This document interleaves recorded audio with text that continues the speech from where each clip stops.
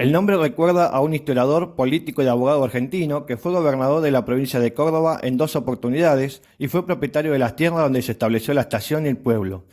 La estación se encuentra clausurada con su edificio en ruinas y usurpado. Durante la década del 30 y del 40, el pueblo alcanzó su esplendor debido a la fuente de trabajo que generaba la estancia Cárcano de 4.500 hectáreas. Luego del fallecimiento del exgobernador, parte de la familia decidió irse a Europa y la negativa de su descendiente de vender parte de su terreno para la construcción y expansión del pueblo hicieron que la localidad entre en un declive del cual nunca se pudo recuperar.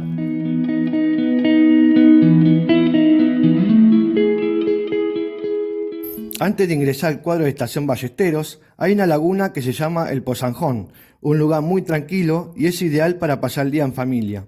Un buen lugar a descubrir y realizar deportes acuáticos.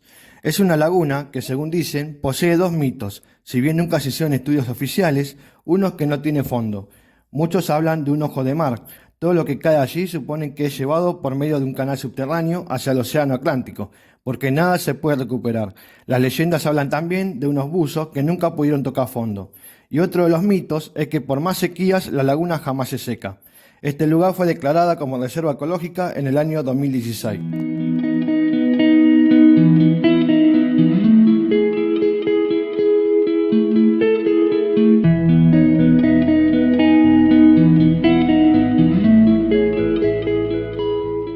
Esta localidad posee 5.991 habitantes.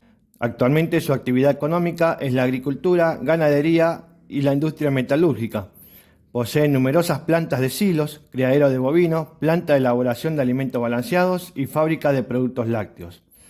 La estación fue recuperada y ahora es la Casa de la Cultura de la Municipalidad de Ballesteros y sede de la Banda de Música Municipal. Las vías auxiliares están intactas y completas. Su nombre se debe al militar español José de Ballesteros, quien en el siglo XVIII fundó un asentamiento en el lugar. Esta estación fue habilitada el 1 de septiembre de 1867.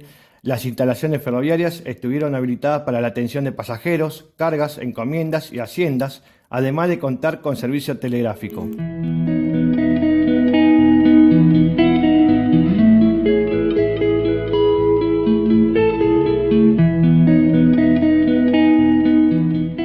Los kilometrajes de este ramal están tomados de Retiro, ya que los trenes del Ferrocarril Central Argentino circulaban por vía Victoria, Pergamino, Casilda, Cañada de Gómez.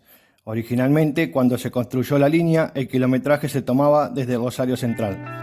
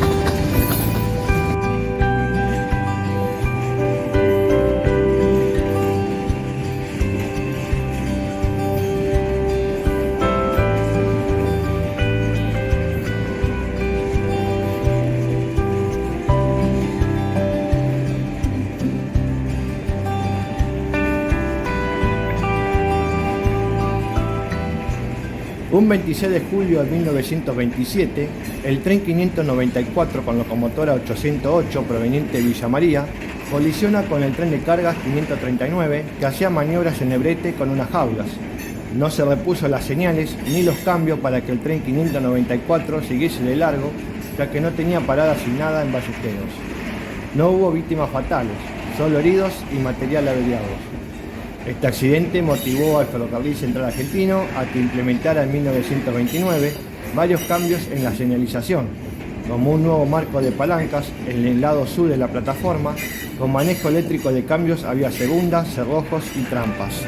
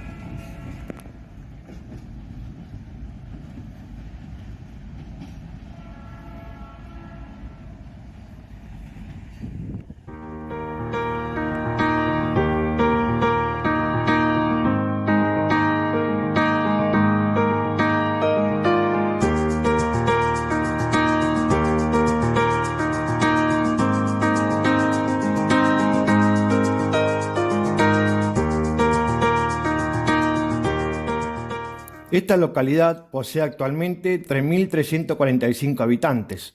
La actividad económica es la agricultura, ganadería y establecimientos agrícolas. Esto fue el apogeo de Morrison. La fundación del pueblo se remite a la década de 1860, cuando una cuadrilla de obreros construía el terraplén para el tendido de las vías y se encontró con un pequeño conglomerado de ranchos, gente indígena y criolla.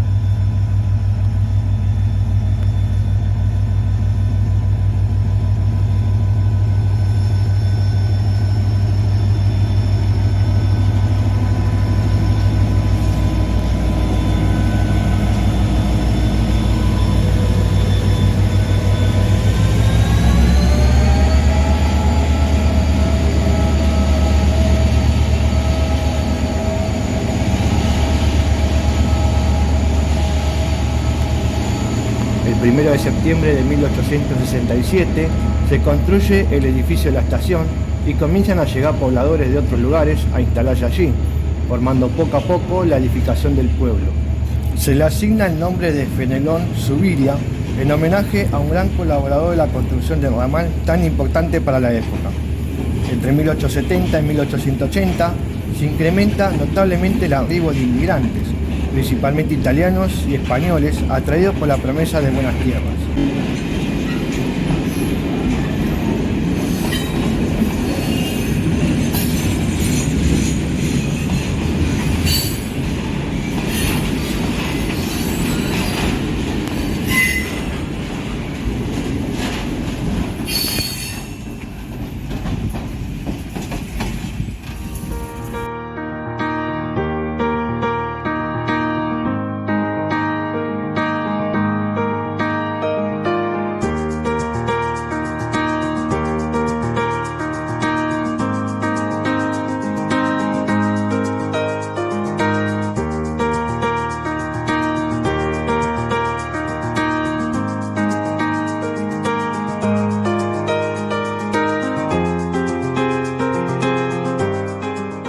En el año 1907, el presidente Figueroa Alcorta designa por decreto cambiar el nombre a Morrison, por Walter Morrison, que no solo fue un político, empresario y filántropo inglés, sino que también fue desde 1887 presidente de la empresa del Ferrocarril Central Argentino, que construía y gestionaba la línea del ferrocarril hasta Córdoba.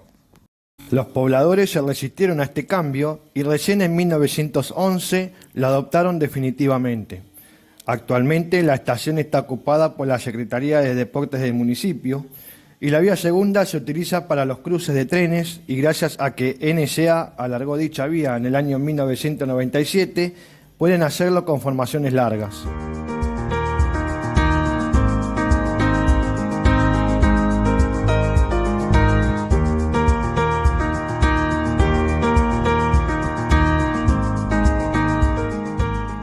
En la localidad de Belville, cerca de la estación, hay un parque que se llama Francisco Tau.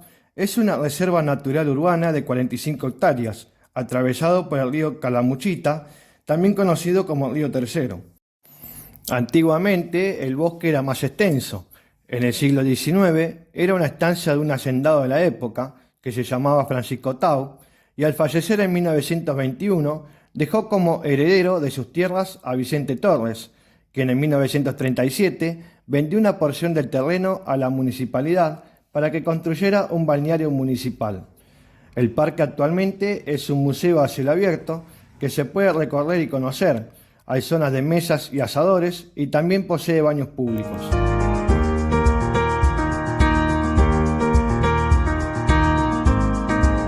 Ahora sí, continuamos con la estación. En el lugar donde hoy se asienta la ciudad, en el año 1585 murió un fraile en circunstancias desconocidas, sin que haya trascendido su nombre o congregación religiosa, por lo cual el lugar fue llamado en un principio Fraile Muerto. En 1622 se convirtió en posta y aduana de fiscalización de los fatigados viajeros para contrarrestar el contrabando y proteger los intereses de Lima en Perú. El origen de la actual ciudad se remonta al año 1650, cuando a Lorenzo de Lara y Mimensa, sargento mayor de los Reales Ejércitos Coloniales, le fue asignado un campo de 21.598 hectáreas y allí junto a su esposa, Marcela de Mendoza, fundan la estancia de la Limpia Concepción de Fraile Muerto, dividida en dos partes iguales a ambas márgenes del río. En el año 1856, Fraile Muerto pasa a llamarse Villa de San Jerónimo por decreto del entonces gobernador de Córdoba, don Roque Ferreira, en honor al patrono de Córdoba y por Jerónimo Luis de Cabrera, fundador de la capital provincial. Con la llegada del ferrocarril comienza el verdadero desarrollo de la población, habilitándose la estación el 1 de septiembre de 1866. En el año 1872 pasó a llamarse Belville, propuesto por el presidente Domingo Faustino Sarmiento en homenaje a los colonos escoceses Antonio y Roberto Bell, quienes en el año 1864 habían comprado 2 estancias en la cercanía de Fraile Muerto. Desde la segunda mitad del siglo XIX, la población recibió gran cantidad de inmigrantes procedentes de Europa y el 17 de agosto de 1908 fue elevada a la categoría ciudad. El 20 de octubre del año 1888, Belville inauguró el sistema local de tranvías con tracción a sangre que conectaba la actual zona céntrica con la estación del ferrocarril y una propiedad rural existente al sur de la población, lo que hoy es el aeroclub de esta ciudad. La estación arquitectónicamente es muy parecida a la de Villa María y en sus instalaciones hoy funcionan la Secretaría de Cultura Municipal y el Centro de Jubilados y Pensionados. Esta localidad actualmente posee 42.000 habitantes. Este ramal cuenta con 2 servicios semanales ascendente y descendente de pasajeros, denominado el Cordobés, prestado por Trenes Argentinos entre Retiro y Córdoba.